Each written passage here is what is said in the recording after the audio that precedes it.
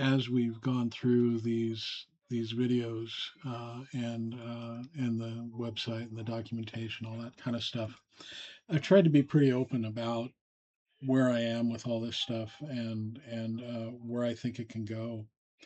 Uh, this is a big system. This is much bigger than what I had thought it was going to be when I started, and I understand that. Um, it's too big for me to do by myself, and I know that it's got too many specialty areas. There are legal issues. There are matters of compliance and governance that have to be addressed. Uh, all of these are things that need to happen because it's important, but they're not the kinds of things that I like to do or that I'm necessarily very good at. And I don't want to do this anymore alone. I've been doing this alone for quite a while now, and I know that I work better with other people, and I know that I produce better code, better outcomes when I'm working with other people. One of the things I used to do when I worked for Microsoft, there was a guy named Kevin Wang uh, who started a program there called Teals 2K, and it put working engineers in the classrooms with high school teachers, teaching either Intro to CS or uh, AP CS. That was this is I was at Highline High School in Burien, Washington. Highline is one of the most diverse schools in the country, something like 89% mixed mixed ethnicities there. We're very close to the Seattle Tacoma International Airport, and so a lot of our citizens come from a lot of different places, and that's really cool. I mean, I really enjoyed being in there with the kids. My teacher partner was named Lisa Johnson, and we were very successful. I think we got at least a few kids through. But one of the things that I taught that I told the kids when I first stood up there and started talking to them about what it means to be a programmer and what you do as a programmer, it was about diversity, and I told them that I needed their diversity, but that the diversity that they thought that they were going to bring me was not the diversity that I needed. I didn't need to be uh, to be you know driven by ethnicity or anything like that. My interest was perspective. I want diversity of the mind, and that knows no real barriers. Even two twins that look at something will have two different perspectives on it. There are as many perspectives as there are souls on this planet, and you need that when you're building something that somebody else is going to use. What I told them was, if you let me build something, you're going to get something that looks like it was built by a burned out hippie.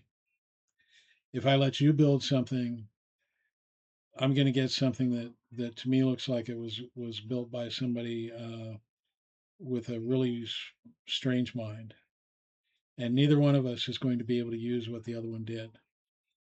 But if we work together and if we add more people with different perspectives, more perspectives, all that we can get, then we create something that is incredible, something that everybody can use. And that's where we want to be. So that's what Frognet is. It's something that it was a product of my own mind, my own experience, but it's not done. It's not me. I'm not it. it needs to have its own life, and that life needs to come from the guild. I need people who want to work with me who have an interest in specific areas, right? Because there's a lot of this stuff that is specialty work, and not all of it's technical, right? There are legal issues that we may face. There are issues of potentially getting this thing into a state where it can be submitted as a standard, right? So compliance and standards and all that kind of stuff. There's testing and QA and how do we ensure that what we're sending. There's installation and distribution. When I was with Microsoft, when I first joined, I was with the window. I was on the Windows 7 deployment team, and I worked with a guy named Bombo. He was our director. I liked Bombo, um, and we were responsible for this thing called uh, hmm, anyway, the installer. We did Windows installer, trusted installer. That's what it was called, TI.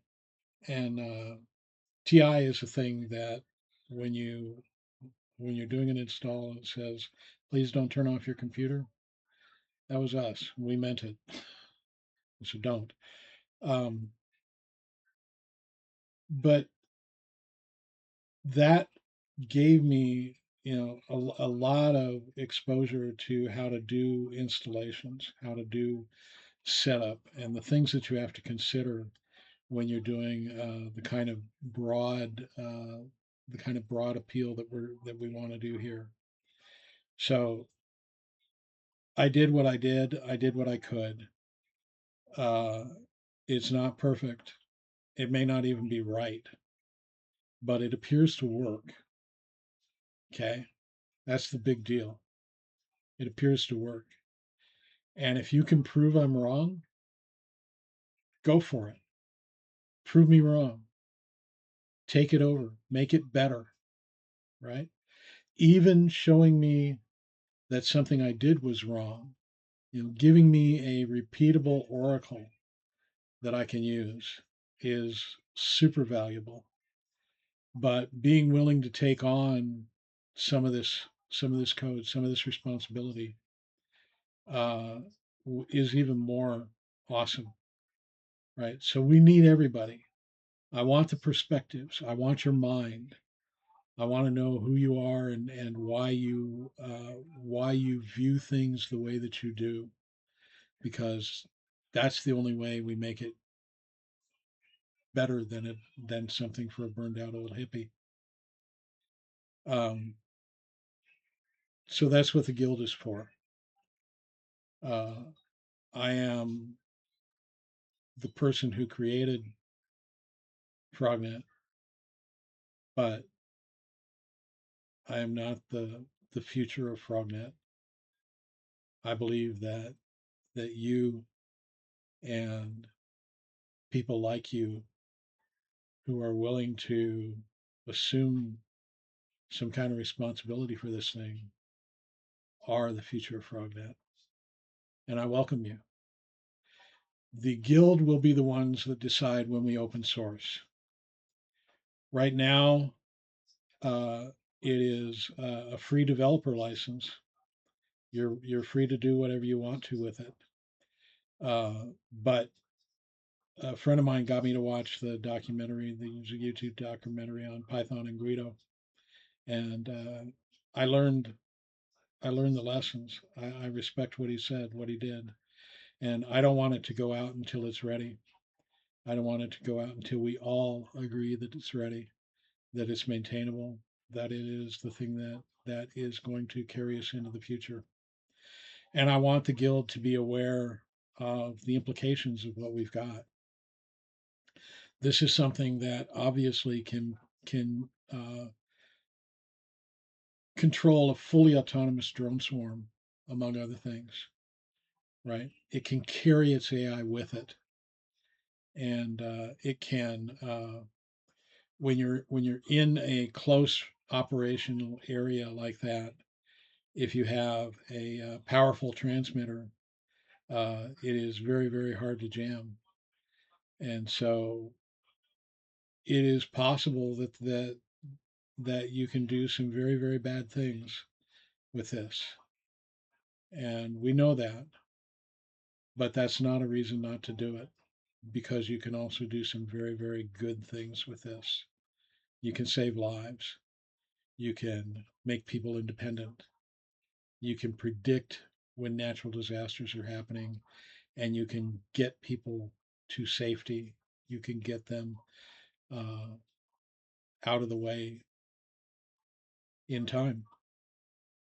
So those are the things that make me want to do this. Those are the things that make me want to open source and to make this the kind of thing that everybody can use. And that's what the guild's for. Like like it says on the page, I am not a messiah. I am a journeyman programmer, and this is my masterpiece, and I'm giving it to you. So please take care of it.